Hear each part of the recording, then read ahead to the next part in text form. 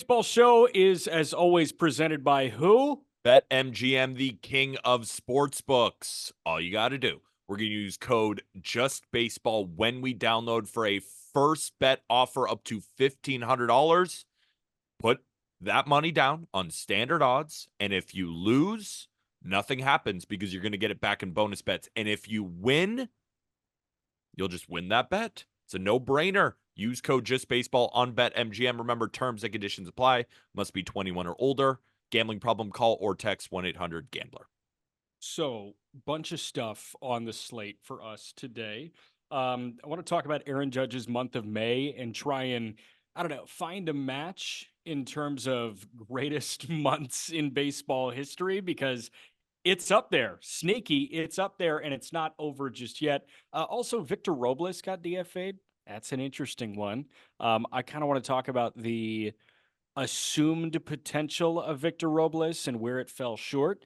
And then Ben Brown worked 7 no-hit. He punched out 10 on a Tuesday night against Milwaukee, and that was amazing. And we'll kind of shed some light on Ben Brown, also the newest Detroit Tiger, who by the time you're listening to this will have already thrown against Paul Skeens. But before that, groundbreaking moment statistically on Baseball Reference, on Major League Baseball. I popped open MLB's research portal, and I saw all of that stuff in there. It was pretty awesome to see. Peter, what happened statistically speaking on Tuesday night, I think it was? So MLB announced that it has, and I quote, followed the recommendations of the independent Negro League Statistical Review Committee in absorbing the available Negro League numbers into the official historical record. So 2,300 Negro League players were added. And all of these players come from about 7 different Negro Leagues that all operated between 1920 and 1948. And the reason those dates are specific is the Negro Leagues prior to 1920 were pretty unsuccessful because they didn't really have a league structure. And in 1948 was, and I quote, reasonable endpoint because it was the last year of the Negro League National League and the segregated World Series. This is from MLB.com. And if we remember, back in 1920, Major League Baseball announced that the 7 different Negro Leagues in that time span would be recognized as major leagues.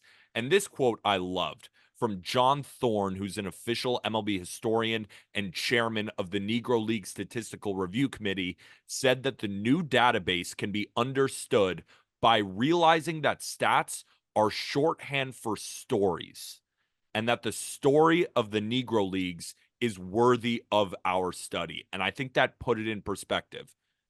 I love going on Baseball Reference and looking at guys like Tim O'Keefe or any of these guys who would throw underhand in the 1890s and just geek out about the stats that they would put up. But in reality, those are just stories about what happened in baseball during that time period. I never really understood why people poo-poo them or say, well, these wasn't in this time period that against this competition. Like, that's fine when comparing guys over longer stretches of time or comparing Mike Trout to Honus Wagner. I understand that. But as a baseball fan personally, I really like this because I'm not as dead set and as serious about the major league record for batting average like Ty Cobb had at 360. I think Yeah. it's right here. We'll go over it at 367. Like, it's very important to some, and I respect those people. But to me, it doesn't matter as much. So when I heard about this, and then when it came up, and I was able to look at where these guys stacked up, I just had a ton of fun. And Yeah. that's all I have to say about it. And we're going to keep talking. No, I don't think that we're looking at this as like, oh, it wasn't Major League Baseball. If you are, that's silly and you shouldn't do that. I love that as well, going to, kind of the early 1900s or maybe the 1920s. Just looking at like Babe Ruth's baseball reference page was always fun. And now we have the opportunity to really, apples to apples, the Josh Gibsons of the world and the Satchel Pages of the world. And I just looked up all-time OPS leaders. I think there are 10 guys in Major League history that have a career OPS over 1,000. And I think 3 of them are new to the fold here, and Oscar Charleston, who's 4th, Turkey Stearns, who's 7th, and Mule Suttles, who's 8th. Like, that's a fun wrinkle to all this. And, like, I saw a lot of dialogue about this. Like, let's just enjoy that we have access to all of these numbers now that are streamlined with the rest of baseball history, because this is baseball history through and through. And they deserve to be in this conversation. Now, it's Yeah. a little bit different because Josh Gibson is the leader now in overall slugging percentage, but he's not the overall leader in home runs. That's still Barry Bonds. Yeah. Now, Josh Gibson only had 166 home runs, or at least that's what's recorded on Baseball Reference. Now, you might see that and say, well, how did he lead the league? How did he lead Major League Baseball forever in slugging? Well, the Negro Leagues, their seasons were much shorter. So starting in 1920 in Major League Baseball, there was around 154 game season. Then it got elevated to 162. In the Negro Leagues, they were anywhere from 60 to 90 game seasons. So looking at the 162 game averages of some of these players are insanity because they were putting up crazy numbers, but it was only in a, let's say, like some of these guys in a 40 game sample or a 60 game or 90 game. There just weren't as many games for them to compile the numbers. So that's why you won't see them on the all-time RBI leaderboards, even though Josh Gibson, I have the stat in front of me. Josh Gibson, listen to this. First of all, led the league in home runs in the Negro Leagues in 11 of his 14 seasons. In his first 6 seasons, his 162 game average was 50 home runs and 205 RBIs. Did you hear that? In his first 6 seasons, 50 jacks, 205 RBIs was his over 6 seasons 162 game average. Wow. Yeah. That's really like that's kind of crazy to wrap your head around. The other What? thing that I'm trying to wrap my head around too is, Oscar Charleston, like he's up here, he's in the top 10 of a lot of these stats. Like over an 18-year career, he played, I think, like 900 and something games. So I just went to the Phillies and I was like, who's played more than that? Whit Merrifield has played more games in his career than Oscar Charleston has. Nick Castellanos has played more games in his career than Oscar Charleston did. Like, it's fascinating to see just how short those careers were when you look at, total games played at this point. Bryce Harper's 31 years old. He's very close to double what Oscar Charleston has done. This guy's 40 games away from 1,600 games played in his career. So we're talking about shaving 3-4 years off of Bryce Harper's career to this point to get to Oscar Charleston. And that's why I wanted to bring up the games point, because I saw some dialogue about people illegitimizing these stats because of the amount of games played. What do you expect these people to do? They were not allowed to play in Major League Baseball, so they had to play in a different league. And you are going to penalize them for that instead of just appreciating their story. And that's why I wanted to bring up that quote from Jim Thorne. Stats are about stories. And what we are learning here is more stories about a league that I'm itching to find more information about. So what I wanted to do is highlight these guys over their 162 so you could see what it might have looked like if they had a full season. So you mentioned Oscar Charleston. From 1921 to 1926, he played 435 games. If you average his stats out over a 162 game schedule, over those 6 seasons, he would have hit 33 home runs, 46 doubles, 17 triples, 182 RBIs, while slashing 388, 471, 686 for an 1100 OPS and a 210 OPS plus. I'm laughing while I'm saying these stats because they are so unbelievable, and that's all it should be about. This is Yeah. fun to just look and see what they did because they were some of the greatest baseball players we have ever seen. They just didn't face the major leaguers at the time. And who's to say that they were even better than the guys playing in the Negro Leagues? Everybody listening, most of you, I would assume, never saw any of these guys. So who are we to assume that one league was ultimately better than the other when we can see the clear talent just beaming from some of these all-time greats in the Negro Leagues.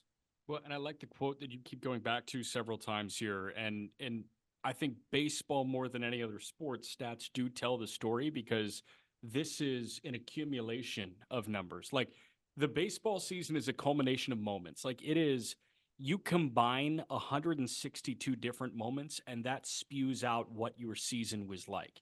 In the NFL, like 17 games is the most that we've ever had in the regular season. And there are moments that you can point to, like the double doink, for sure. And hey, you can point to Carlton Fisk's home run. You can point to Bill Mazeroski's walk-off. Like you can point to a whole bunch of moments, David Freese. But for the overwhelming majority of player, like there's not one moment that jumps out to the baseball fan. It's either a game that they were at where that guy had a nice day. It's a big postseason moment, but in the grand scheme of, even the regular season, for example, like what happens on August 15th is not going to be what people remember if it's not a perfect game or a no hitter or a 4-homer day or a cycle. What they're going to remember is, oh, in that 2015 season, this guy was incredible. Oh, this guy hit for the Triple Crown in 2012. Like Carl Yastrzemski had, a 12-win season when he won the Triple Crown in 1967. Like, that's what people grab onto in baseball that they don't do anywhere else. With basketball, we talk about MJ. What do we talk about with MJ? We talk about a couple moments, right? We talk about that shot over Craig Elo. We talk about that shot in Salt Lake City. But we talk about the 6 rings. We don't talk about the year that he averaged like 34 in 1993. But we Jordan talk heads about do. Jordan heads do. Jordan heads do, but like basketball fans don't. You know what I mean? Like we talk about the postseason, but regular season numbers, like you really don't talk about Kevin Durant's scoring title or Carmelo Anthony's scoring title or James Harden's scoring title. But guess what? You talk about the batting average leader and the home run leader each year in baseball. It is such a stat dominated storyline in this game. And this game is molded by the statistics. And now those are readily available to the masses. Just go to baseballreference.com and you're good. Go like fill your heart with Josh Gibson. Go fill your heart with Oscar Charleston, those kind of guys. You were 100% right about baseball. And only to further that quote about what you were talking about in basketball, like if someone were to look up Kevin Durant's 34-point season or Michael Jordan or Carmelo Anthony or any of those guys you named, like that 28.7 points per game number tells a story about that season of how dominant of a basketball player that guy was. Like that's the point of statistics. It is to tell a story. And another story that I feel like illustrates the type of power a guy like Josh Gibson has was Buck O'Neil in the documentary Bo Knows when he's talking about Bo Jackson. Now, Buck O'Neil is a legend. He was a first baseman and a manager in the Negro American League, mostly with the Kansas City Monarchs, worked as a scout and became the first African-American coach in Major League Baseball. This guy was born in 1911 and died at the age of 94 in 2006. So this man has seen baseball down from the Negro Leagues all the way up to somewhat recently. And if we remember that quote, he said he's heard the crack of the bat from 3 guys that just sounded different: Babe Ruth, Josh Gibson, and Bo Jackson. That puts things into perspective. A guy who has seen 100 years of baseball and is a legend in multiple leagues, Hall of Famer, no doubt about it, said 3 guys: Ruth, Gibson, Jackson. What a list. And all I wanted to do was highlight how amazing some of these guys, like we talked about Oscar Charleston, we talked about Josh Gibson, but how about Judd Wilson? I mean, Judd Wilson, if we're looking at where did he pop up? Career OBP of 434, tied with Rogers Hornsby and 10 points behind Barry Bonds. Judd Wilson hit 306 in his age 49 season for the Homestead Grays. 49. How many games did he play? I think like 40. Who cares? Who cares? Like, who's like a 49-year-old? Who would be 49? Is A-Rod 49 right now? Or is he older? No, He's definitely older. Who's like a A-Rod? player that retired who's probably 49 right now? Like, is Ryan Howard 49? Batting average would be a bad one. Chase Utley, is he 49? No, Utley's younger. I'm gonna go to Adrian Beltre. I'm gonna see how old Adrian Beltre is at this point. Like, could you imagine Adrian, just if Adrian Beltre hit 306 in 40 games this year? Adrian Beltre is no, he's 45. So So add I gotta 4 more years to Beltre right now. dude. I'm trying to look for somebody. This And is it so even tough. makes it more amazing because modern medicine right now is way more than in the 30s when he played. All right, here you go. Vlad Guerrero, 49 years old. There you Vlad go. Guerrero Sr. His kid is like in year 5 of his major league career. Imagine if Vlad Guerrero Sr. was like, Vlad ain't doing enough. I'm going to go hit on the Blue Jays from like August to October and hit 306. Sick. It would be unbelievable, right? How about Mule Suttles in 1926? And you've seen Mule Suttles, career OPS leaders. Now he is in the top 10. In terms of career slugging, he is fifth now all time above guys like Jimmy Fox, Barry Jamie Bonds, and Foxx. Hank You Greenberg. watching Due Date? I must have been. In 1926, he played in 89 games. He had 152 hits, 28 doubles, 19 triples, 32 jacks, 130 RBIs, 15 stolen bases, slashing 425, 472, 877 for a 241 OPS plus. I've been doing 162 game averages.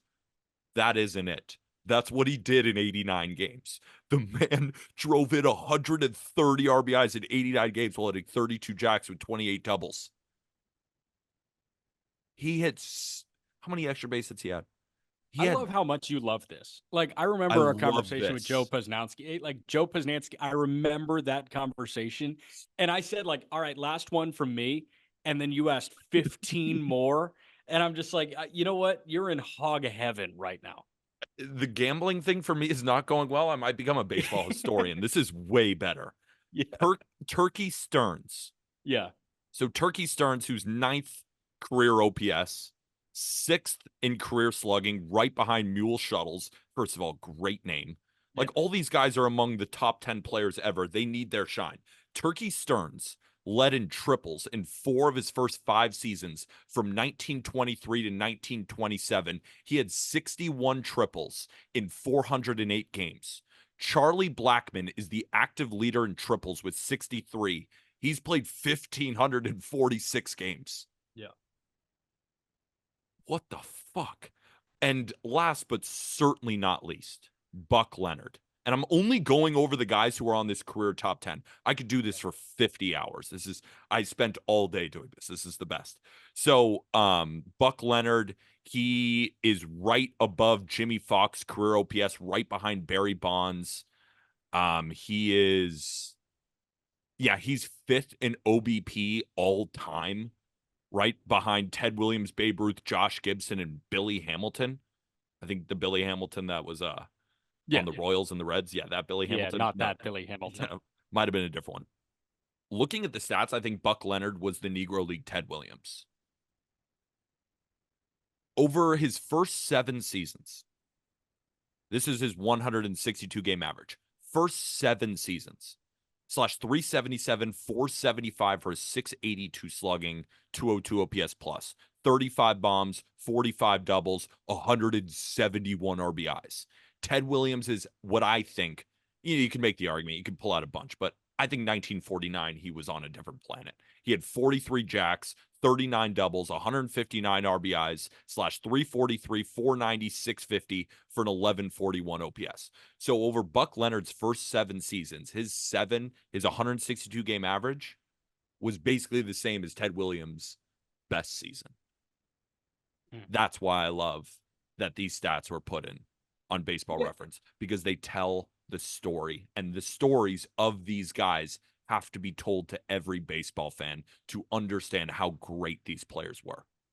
And I love where we're getting with the story of the Negro Leagues, because you've got all of this on Baseball Reference now. I mean, you pop open the video game. I mentioned Like long night, Adam Frazier took me 109 for a homer. Like I was out at I that heard that point. story. But like, you can play in Negro League ballparks in MLB The Show. Like that's really cool. They had a entire facet of MLB The Show 24 dedicated to learning about the Negro Leagues. I haven't been to Kansas City, Missouri like once in my life. When I go, you bet your ass I'm going to the Negro Leagues Museum. Like that looks like such a cool thing to do. And I love that we are leaning into the baseball history as a whole because it was fully incomplete without the rich history of the Negro League. So incredibly cool that we're getting this and it's about damn time. Absolutely.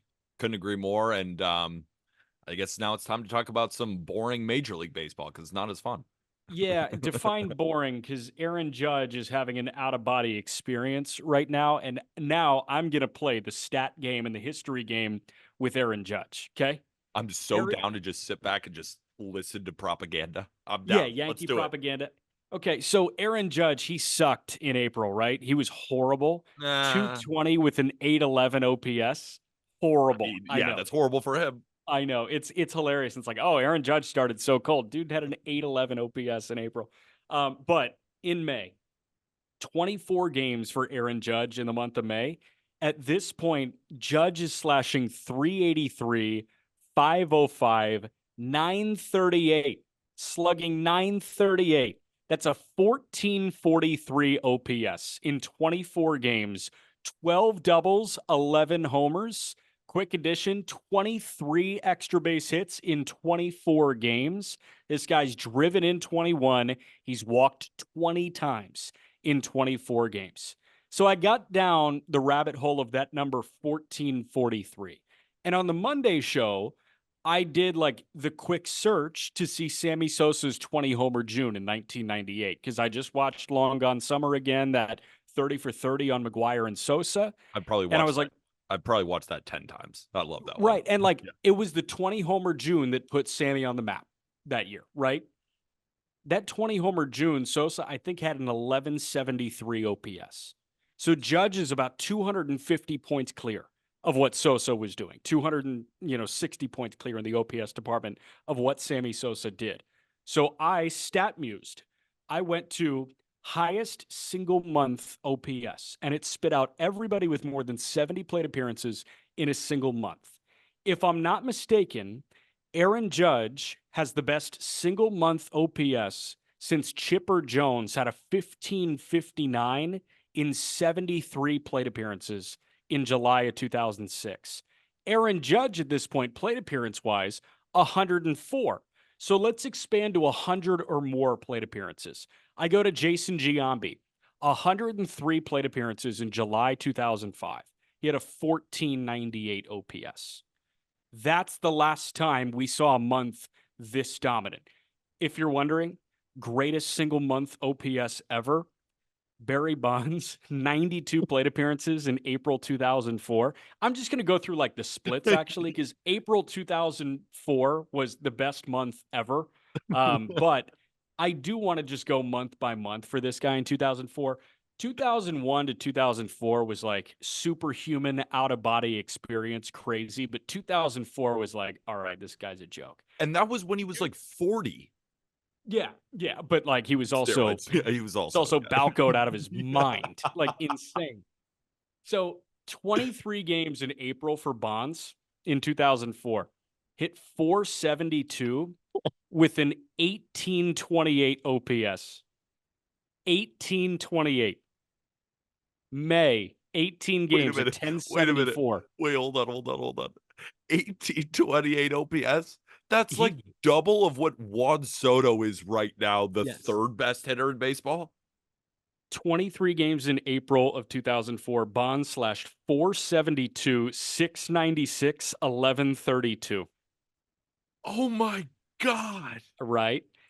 Oh, May, 18 games at 1074. June, 27 games at 1269. July, 24 games at 1325. August is the second best month ever. How about that? The two best months ever by OPS came in the same year by the same guy. August, 27 games, 414, 615, 1000 slash line. In 27 games, this guy had a 1615 OPS. And then in September, he hit 349 with a 1421. But in October, 3 games, he was 0 for 3 with 7 walks. So Still, it's over 3 it's with insane. 7 walks. That's a 700 OBP while not getting a hit. Yeah, 700 OPS. 700 OBP, 000 slug. I mean, like, there's the appreciation of Bonds, but I hope you get the appreciation of Aaron Judge, because the names that I just mentioned were Chipper Jones in 06, Giambi in 05, and Bonds in 04. Todd Helton had a crazy month in 2000, I want to say. Yeah, Helton in May of 2000 had a 1588 in 102 plate appearances. But Aaron Judge, to this point, and I know we're talking on the 29th, he's still got a couple more games here in May. His 1443 OPS May is one of the greatest offensive months that we've ever seen. And I hope Yankee fans are really like digesting what I'm saying. Like, we're clumping Judge in with Giambi, Chipper, and Bonds at this point, and it's so far and away the best month since 2010. And in 2022, the man broke the single season home run record. Well, not Barry Bonds's, but Roger Maris's. Don't worry. That's the reason why I'm moaning into the mic when we've been talking about the Yankees in May. Because to watch Juan Soto operate at bat and then watch this man amongst boys dominate every single baseball that comes into the zone. Peyton, a big league analysis on TikTok and on Instagram, phenomenal editor, just a huge part over here at Just Baseball, alerted us of this. His average exit velocity in May, Jack, was 100 miles an hour. That's insane. Average. Like that, I think he brought it up. I don't think that's ever happened in the history of ever, except for maybe Josh Gibson. Right? Maybe. So Maris, his best month in 1961 was July, 28 games. He had an 1158 OPS. That's like what Judge Again, has. Yeah. that's 300 points Yeah. shy of what Judge has right now. And I do want to go to the game log for Aaron Judge at this point. If you can find kind of OPS by game, if you can beat me to this, I just want to see where he was at before the month and where he's at now. I've got it. Okay. So Aaron Judge had a 754 OPS after his final game of April. 754. After this month, he's at 1029. He's bumped his OPS by 300 points. He's OPSing over 1,000. You tell me a month ago that he's going to be at an OPS over 1,000 on May 29th, would have called you on drugs. But move the goalposts on Judge. I tweeted this out. I'm trying to find it right now. I just searched Aaron Judge on my Twitter, and I have like 700 Aaron Judge tweets. Give me a second. Okay, I here might not it have is. 700 tweets in total. I'm trying to up my game. Have you been able to tell that I'm trying to up my Twitter game? I think it's getting better. I think what you have to do is interact more with others on Twitter. Because right now, I'm scared of others. I know I you don't got to like it. I interact don't with like others. Okay. Well, 12 games ago, and this was, I tweeted this out on May 16th. So 12 games ago was around May 2nd, May 3rd. Aaron Judge's OPS was 725. This is in the middle of the month. In 12 games, he upped his OPS from 725 to 948. He went on a 17 for 41 run with 5 homers, 7 doubles, 13 runs, 11 RBIs, 10 walks, and 9 strikeouts. So he went from a below average OPS at 725 to the 7th best mark in Major League Baseball. When he is on a tear, I've never seen anybody like him. But the thing is, I just said the same thing about Juan Soto like freaking 4 weeks ago. But that's why I keep moaning, because I've never seen this. And that's why Yankee fans, they almost don't know what to do with themselves. We've never seen this. Soto and Judge back to back when they're both hitting, it's unbelievable to watch. Never seen it. Dodger fans must be so freaking fat and happy because they get freaking Mookie and then Ohtani and Freddie. No wonder. Yeah, I mean, I get that, but I'm talking, is Soto and Judge better than Mookie and Ohtani? I don't know. It's so close. They're all so good. I don't even know, but it's unbelievable.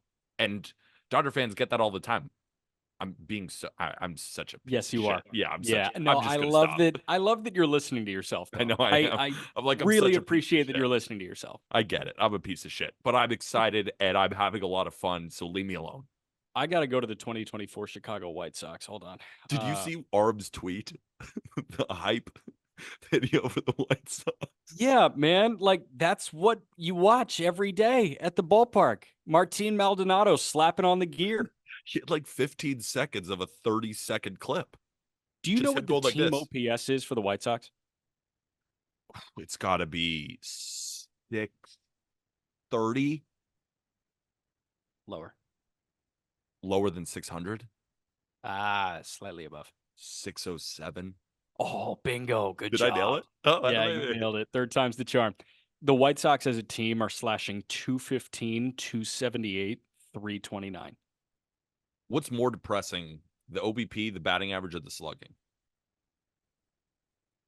The OBP, because the OBP's like been the problem. Yeah. That's the thing. Like, they've hit at a decent clip, but they just don't get on base. Like, their best players at the peak of the White Sox powers, Tim Anderson and Luis Robert, had a cumulative, like, if you were to add the two walk rates together, I think it's still below league average. I think TA was walking at like 5% and Luis Robert was at like 4%. You had a Did you see the couple. second deck Oppo homer that Lou Bob hit in Charlotte on his rehab? No, I didn't see that. Second deck opposite field in Charlotte. Insane. If you're the White Sox, do you trade him? Yeah. Yeah. Yeah. That sucks. To Seattle. For who? Should we just get into this right now? No. I don't want to. Okay. But yeah, you'd move him to Seattle, I think. But Should we take it's a quick unique. break before we get on to our new topics? We could, or I could tell you about game time. Should we Tell do me about that? game time. I can absolutely tell you about game time. So I know we've all found ourselves in a situation somewhat similar to this. You see that there's an awesome pitching matchup that you're willing to drive a bit for, maybe a concert that popped up out of nowhere. Hey, you saw a doubleheader. You got Jared Jones and Tarik Skubal yesterday. That went poorly for Jones, huh? And then you've got Paul No, Skeens against wait, Keider Montero making his major league debut. hold on. Did it go bad for Jared Jones or did it just go so good for the legend that is Matt Vierling? It went really well for Matt Vierling. I will Yes, it say did. that. I think Wenzel Perez had a decent day too, so that was big for him. Also, is Skubal getting thicker by the start? Like, I think this guy's doing like I think he's squatting every third day on his rest. He looks like Saquon Barkley out there. It's insane what he's Looks got going on. looks like a brick shit house. Remember when I was talking about him for my Cy Young pick, and I was like, Yeah. I feel like people don't know he's 6'5", 240. But Dude's a like unit. he's filled out, man. Like when he was first throwing, he was like a lean 6'5", and now it's like, oh my god, you're Tank. different. Oh, He's game a time. tank. Game time. Game time. Yeah, sorry. Then we'll get back to Skubal because I have one more thing I want to say on Skubal. But list goes on with those issues. Let's fix that for you. New friend of the show is Game Time. Game Time is now an authorized ticket marketplace in Major League Baseball, which makes getting tickets even faster and easier. Prices on the Game Time app actually go down the closer it gets to first pitch. I wanted to go see Caitlin Clark and Cam Brink. I was just scanning Game Time, pulled it up at 11 a.m., pulled it up at 4 p.m. Prices were way lower. Then pulled it up at 6:30 for a 7 o'clock tip, way lower. I didn't go because I was under the impression that Jones and Skubal were going to be throwing on Tuesday. So I was like, you know what? I'll do that. And I'll just have Brink and Caitlin Clark on the different, screen, but not the case. All right, back to game time now. You get killer last minute deals, all in prices, views from your seat, and their lowest price guarantee. Game time takes the guesswork out of buying MLB tickets. They are an authorized ticket marketplace in Major League Baseball. A reminder, I've had a great time with Game Time. I know you have. Use Game Time for last minute deals. Save up to 60% off buying last minute for sports, concerts, comedy, theater, list goes on. You get the lowest price guarantee. I love the all in pricing toggle feature. Take the guesswork out of buying tickets with Game Time. Download the Game Time app, create an account, use code JUSTBASEBALL, all caps, one word, for $20 off your first purchase. Terms apply. Again, create an account, redeem code JUSTBASEBALL for $20 off. Download the Game Time app today. Last minute tickets, lowest price, guaranteed. Quick Can I reminder. get back to Skubal? Oh, yeah. Quick reminder before we move on. You go to once you create that account, you go to the profile section, and that's where you put in the code. I had a couple friends who downloaded Game Time and they were going to checkout, and they're like, "Oh, where do we put the code in?" And I said, "Go back to the profile section, put it in there." Then they saw that $20 discount on top of the already cheapest tickets you can possibly buy. So that's why it's an easy sell for us folks. You use Easy Game Time. peasy. It's all the cheapest tickets, and it just gets cheaper as you get closer to the game. So for all those procrastinators, I know you all well because I'm one. It is the perfect app. So make sure to use code JustBaseball. Game Time, cheapest tickets. So, last thing on Tarik Skubal before we move on to a guy with a much, I guess, like sadder story in baseball to this point. It's not over yet. He's got plenty of time, but it is tough. Um, Tarik Skubal, apparently, I was watching Bally Sports Detroit, and Jason Benetti mentioned that before every start, Skubal will do the USA Today crossword puzzle that day. Huh. And if he can't get it, he goes to his battery mate, Jake Rogers, who has like the filled out crossword. And he's like, hey, help me out with this. But he does the USA Today crossword before every single start. And they were telling that story. We get to the final out, and Benetti's send a break was 0 across for Tarik Skubal. And I was like, that's really good television. That was That's very good. okay. That was the ultimate Jack McMullen story I maybe have ever heard. But If we're like, talking how about the fun is that? crossword, no, that's a great story, but I'm talking about you specifically. The crossword puzzles getting combined with a pitcher you love to watch, Yeah, and then a guy in the booth who you love to listen to relating back to that story. That was your Super Bowl. That that was your was my Super Super Bowl Bowl. story. That toss to break on a Wednesday afternoon in Tigers Pirates, where like they had to evacuate the seating bowl because of lightning, like that was my Super Bowl. That immediately got you to Friday night. Yes. There's Yeah. the weekend for you. You're chilled the rest of the week. You're on a high. The Tim Robinson song, Friday night. Okay. I want to talk about Victor Robles for a moment. And it's not like fun. Victor Robles was DFA'd on Tuesday evening. I just want to like talk about the fall from grace that this guy has had because he was expected to be an all timer pretty much. Baseball America, he was what top 15 in baseball going into 2017, 18, Higher. and 19. He was Going into higher. 17, yeah, I mean, pipeline. Yeah. Going into the 2017 season, he was the number 8 prospect in baseball. Going into the 18 season, he was the number 6 prospect in baseball. Going into the 19 season, he was the number 4 prospect in baseball. Baseball Prospectus had him at 7 going into 17, had him at 2 going into 18, and had him at 5 going into 19. This guy was like, I was hellbent when US College Jack, like who the next big thing is, it was Victor Robles. Like he was disgusting. And we've seen the defensive excellence from Victor Robles. It has not worked in Washington offensively, man. 530 games. Can you believe that we've hit that at this point? 530 games. Robles has a career slash of 236, 311, 356 for a 667 OPS. It was just never supposed to happen this way, which is like tough. So this guy played 114 games between high A and double A as a 20-year-old, high A and double A in 2017. He slashed 300, 382, 493. That's an 875 OPS.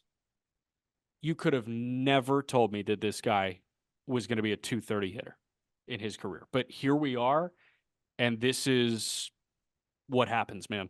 Like, welcome to baseball. Sometimes the foolproof bust. We talked about Arum's article about Corbin Carroll, and I love the first line of that article. Baseball is a cruel sport. It is. After 2019, that year the Nationals won the championship, I thought Victor Robles was going to be a top 5 center fielder for the next decade because he was good in 2019. He had a Like, he wasn't 745 OPS. 745 OPS, but he stole 28 bags and hit 17 home runs too. I don't know exactly how old he was back in 2019. I don't know if you have that in front of you, but he's 27 now. So if we can do the math, He he was was probably 22. He was 22 22. years old, going 17 home runs, 28 stolen bases, playing great defense with a 745 OPS. If that player was dropped and we saw him perform in the playoffs, if that player was dropped into right now, we'd be calling him the next great player, right? The next great center fielder. But he just never worked offensively. And I also, and maybe you have, and I'm just unaware, have you heard stories about like why? I never heard about it being a work ethic thing. I never heard it being like this knee held him back or the back, his back held him back Right. or a hip or something like No. that or a concussion running into center field. I never heard anything. He just never built on that and only decreased year over year. And it just sucks because why would we want a guy we're really excited about to perform poorly? Nobody wants that. It just sucks. No, I'm with you. I think this game's just really hard. Like that's the only thing that I've heard. I don't know if there were, drastic injuries that slowed him for several seasons, but this guy in 2020 in that shortened season, 52 games is 608 OPS. In 2021, 107 games is 605 OPS. In 2022, 132 games hit 224 with a 584 OPS. In 2023, obviously he was hurt for a good bit, but this got, like he only played 36 games. It's just tough because I just watched Roansy Contreras get DFA'd, and Roansy joined the same bullpen that Carson Fulmer's in, and Joe Adell's in that outfield. And it really is like the last ditch effort for Joe Adell. What a team. What a team, right? It's like the former top prospects that I was like in love with, and Victor Robles, like you have to be a Washington National or you have to be an LA Angel at this point, man. Like just go join the rest of them. But it's crazy to me that like I'm telling you, I don't even think it's a miss because everybody was on it. That's like the one prospect that I've just been fully sold on. I think before I really got into this, and I'm sold on a lot of guys right now, like Zach Veen. I'm Been in sold. piss if Zach Veen is not generational. I mean, I'm drowning. your Casey Mize agenda is back. And that's It's another back. reason why are we going to shut the door on Victor Robles being good again after what we're No, seeing from a 31-year-old Jurickson Profar who's in the similar boat and we're seeing these guys just blossom. Maybe he's a late bloomer. It's not like, oh, Victor Robles got DFA'd and he's 32. It's probably the end of the line. Dude's 27.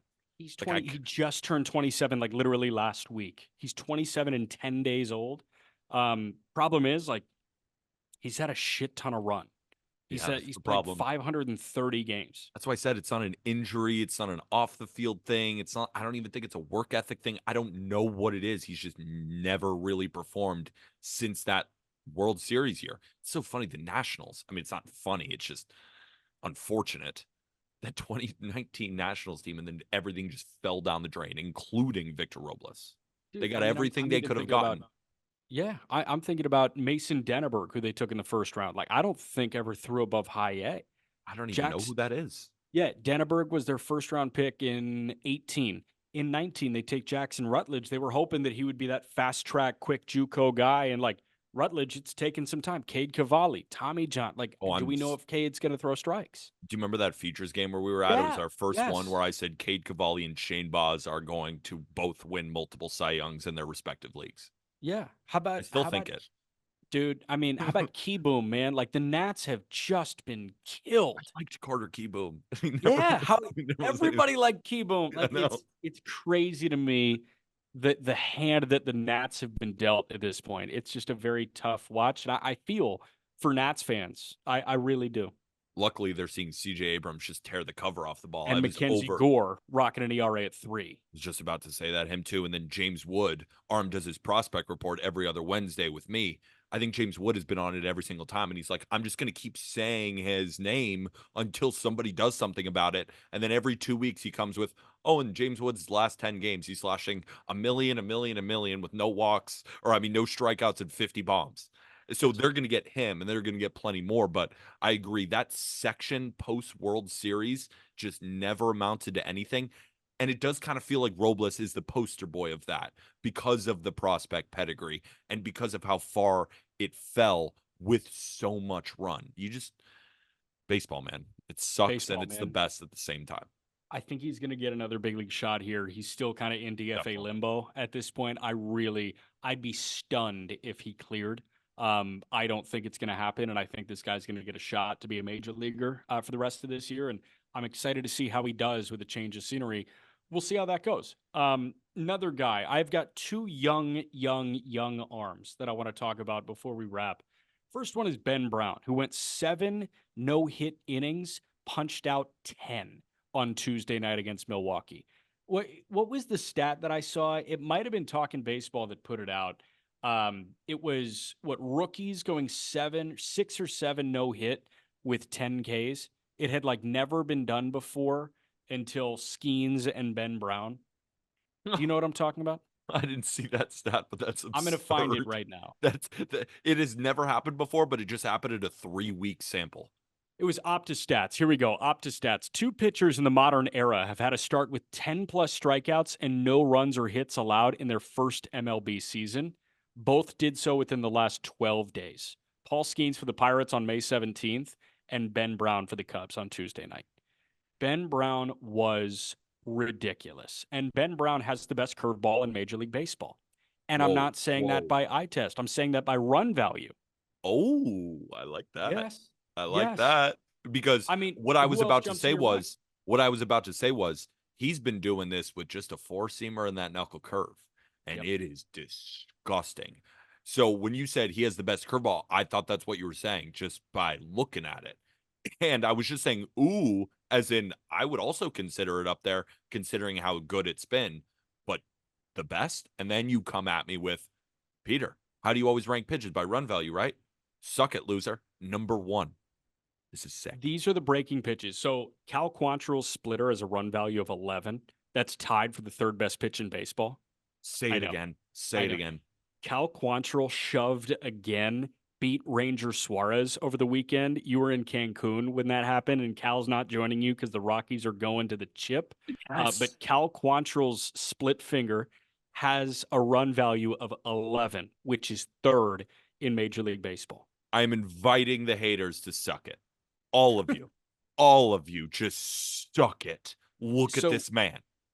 right? By breaking ball. Here's how run value goes. Shota's four seamer is the best pitch in baseball with a 14 run value. Glasnow's four seamer is second.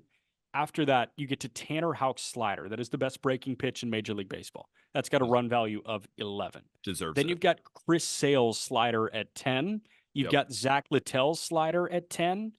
Corbin Burns' cutter. I wouldn't call it a breaking ball. And then guess what you get to? Ben Brown's curveball with a run value of 9. Renel Blanco's slider has a run value of 9 as well. John Gray's at 8. Jared Jones's slider is at 8. Hunter Strickland's slider is at 8 as well. Kind of crazy. But Hey, he came out of the bullpen against the Yankees. He was kind of nasty. yeah, I know, man. Ben Brown, like, it's just opponents are hitting a $120 against his curveball. And the doubts that I had about him calling his games against Indy when he was with Iowa were this guy's a two-pitch pitcher. Yeah. Like, that's the concern here. And there are very few guys that can be successful major league starters with two pitches. Strider is one of them. Freddie Peralta is another. Yeah. I don't know, but even he like incorporates a third pitch, and we saw Strider incorporate a third pitch. Like again, there are very few. I think Jared Jones at this point really is like a very successful two-pitch pitcher. Brown might be in that clumping at this point where he can be a very successful major league starter with two pitches. Now, do I think this was the best Ben Brown by far that you're going to see this year? For sure. I think like the stars aligned for him to have this type of outing, but Cubs fans will tell you they've been really, really impressed with Ben Brown and don't expect this fastball curveball combo to go away. He's found something.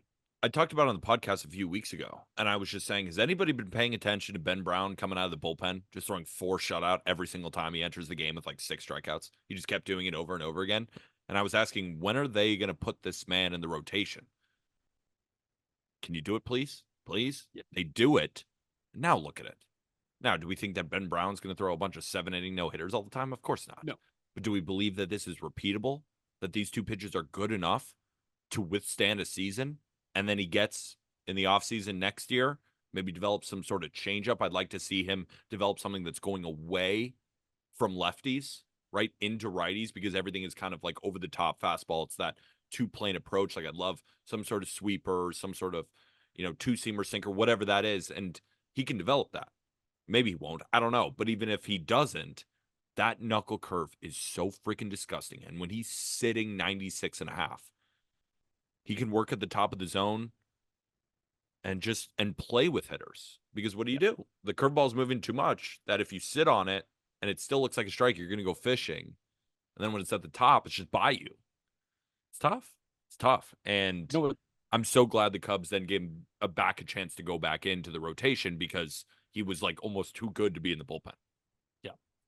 His knuckle curve has a 50% whiff rate, a 50.4. And the thing is about it, like a knuckle curve, it's thrown very hard. So he's Ah, sitting 96 and a half with a four seamer. He's sitting 86 and a half with that curveball.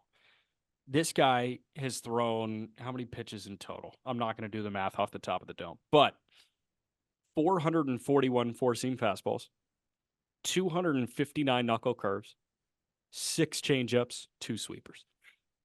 He's got 2 pitches. That's it. but here, those are the changeup and the sweeper, though, that I want to see more of. I want to see those Mhm. developed. And then he's a frontline guy, or at least it looks like to me. If he can develop that changeup and the sweeper with that knuckle curve and that fastball, 4-pitch mix, throwing it wherever he wants, bang. Don't have to do it right now though. He's in sink or swim mode right now, Yeah, like getting his first taste of Major League Baseball, and he's swimming right now. fun to watch. Shouts out Very. to the Cubs fans. You got one. You got a good one. You got a billion, dude. I'm gonna go get a live look at Cade Horton on Sunday in Louisville. I'm very excited to go see Cade Horton throw in Louisville. I want to wrap with Keider Montero, who, by the time you're listening to this, will have his major league debut under his belt. He is starting in Game 2 against Skeens. We're talking between games of that doubleheader in Detroit right now. So we just watched Tarik Skubal dominate the Pirates, and now it's going to be Skeens and Keider Montero. Um, Keider Montero, I just kind of want to give you the 4-1-1 on this guy because I think he can be good. Really good? No, I think that's probably reserved for Jackson Jobe and only Jackson Jobe. And like you can have a pair of frontline starters here for a long time in Skubal and Jobe. Like, But then you have to, can he be as yeah, good as Reese Olson? I think so. There we Yeah, go. I really think so. So then you have this middle ground of a Keider Montero, a Reese Olson, a Casey Mize, a Ty Madden, a Troy Melton. Like there are a whole bunch of options here that you can have plug into the middle and back end of that rotation. And I think you should absolutely view Keider Montero as one of those guys. Keider Montero, 23-year-old from Venezuela, 9 starts in AAA so far this year, 30 and 2/3. He's got a 4.4, punching out 10.5 per 9, walking 5. What you should know about the walk numbers in AAA is that they're elevated with the full ABS. Like it's a very tight, finicky zone. But Montero is mid 90s with his fastball, and he's got a crazy good breaking pitch offering. Like he will sometimes hybrid his slider curveball, and I mean, like either offering, however it looks, works off the fastball really well. I think that this guy can absolutely get through 5 with 2 pitches or with 3 Mm. pitches. If he's fastball, curveball, slider, I think he can do it. Reese Olson is more of that. I don't want to call him a kitchen sink guy because I feel like that's kind of downplaying his stuff, but Mhm. he is a bit more kitchen sinky Yeah. than Keider Montero is. Montero is, hey, I've got 3 good pitches. I'm going to go beat you with these 3 good pitches. What I meant was more the production that Reese Olson No, I is know. giving. I Yeah. know. Okay. And that's exactly what Keider Montero can do. Um, I think Olson probably has the higher ceiling of he can get through 7 innings of 1-run ball, but you need somebody to give you 5 innings in a Major League Baseball game. I think Montero can do that pretty effectively, and Tigers fans should be excited about what they're seeing in Keider Montero. I have a question for you, and we don't normally ask this, but I've been getting a lot of DMs. First of all, thank you out there to everybody who's sending me message to ask more fantasy-based questions when we talk about some of these players. So for a guy like him, if you're a fantasy owner in a deeper league and need some pitching, is he worth the pickup right now? Or do you No. think that he'll give a spot start and just go right back down? Probably not even worth it, especially because we're talking after the fact. Yeah, I don't think it's worth it. Okay. I think by the time you're listening to this, he might already be down in Toledo. Okay. Um, it's really it's tough with guys like that because like frankly there's no space in that Tigers rotation right now because like they just needed a spot start and they're going to go send him back down. I think he was already on the 40 man, so there was no issue there. But I mean, you're rolling with Flaherty, Maeda, but Olson, Mize, Skubal. Yeah. There's no space, so don't do it right now. I don't even know if he's like ever a good fantasy pickup. You know what I mean? He's just a nice guy to have at the back of your rotation, I think, and he's a young guy that has some shit to him. A guy that kind of nobody's heard of, but when you turn on the Tigers game and you watch them, you're like, ooh, Yeah, ooh, exactly. ooh. I want to make sure people are keyed into like who, instead of saying who, it's, oh, I heard that guy's good or has who has the chance to be good. No, but there's plenty of players where, I'm watching a game and I don't know much about them, but then I watch them play and I give the ooh, Yeah. kind of good. And That's I where think would you he's put him in that bucket? The ooh, kind of good absolutely, absolutely. Did you ever feel that way about Estes in his first couple of starts? for the A's. Yeah. Did you watch any of them like close enough to say ooh? Not close enough. Because what I normally the big inning, and then I have a couple of games, and it's like I'm keying in, and when a guy's doing really well, it's like, all right, I'm watching that game exactly what I did with Ben Brown. So I've seen spurts of him, hasn't given me that ooh, but he gave me the huh. He's not an Who ooh guy. He's a huh guy. who has made you ooh besides Ben Brown in recent memory? Oh, that's a good question. Off the top of my head, um, well, Luis Heel was the originator of ooh. Yeah. That was He's not ooh. heel. I know he's not heel. Um, I mean, Steer. When I first watched him, that was the one of the other original ooh Yeah. guys. Spencer Steer, the Reds. Recently though, this year, I'd have to think about that question. I don't really have any that I firmly remember You know off the how I top of my think head. you should view Montero? The same way we viewed Graham Ashcraft when we got our first Hmm. couple of looks at Ashcraft. And he doesn't throw 100, but it's But like, Graham Ashcraft was a huh guy, not an ooh. Nick Lodolo was a okay, ooh guy. yeah, no, all right. So he's somewhere in between ooh and huh, I think. Okay. Do you like So, that? Everyone's arms using 20 to 80 scales. Just use the huh. Ooh. yeah. And then there are some guys that I'm just like, Uh, and then mm. the whoa. Yeah, like, whoa is Skeens. Whoa is Ellie. Those O'Neill Cruz. Yeah, Whoa. yeah, Yeah. yeah. So I think that's really good criteria. That's it for me, man. That's it from me too. Hopefully everybody enjoyed this episode. And if you did, we would really, really appreciate if you could leave a 5-star review and leave a written review on Apple, Spotify, wherever you listen to your podcast. Best way to help out the show without spending a dime. And if you are so inclined, I'm wearing my Just Baseball merch. Go get yours in the episode description. I'll give Jack a pass. He is Yep. calling a game soon, and he is having a Just Baseball mic in his hand. So we'll give him a pass there. But make sure to go get your Just Baseball merch in the episode description and support our partners. It's best thing for you to do. You know why? You a gambler? You want a first bet offer? Code Just Baseball and BetMGM. You want to head out to a game? You don't want to spend that much on tickets? Perfect. Use code Just Baseball and Game Time. Put that code in the profile section, get $20 off your first purchase. All links are in the episode description. Unfortunately, this wasn't the episode for college baseball.